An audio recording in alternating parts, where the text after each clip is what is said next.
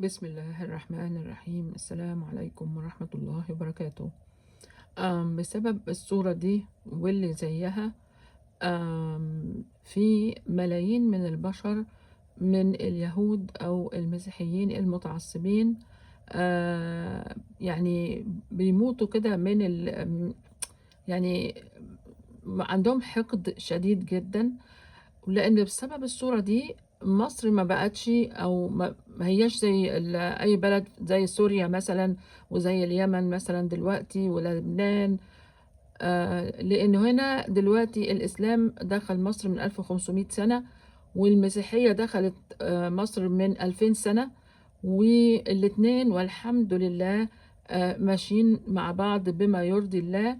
وهو ده اللي مخلي بتوع فرق تسد اللي هم مش عارفين يفرقوا، عملوا محاولات كتيرة وهيستمروا أكيد، بس ربنا إن شاء الله يحفظنا جميعا ويديم علينا المودة.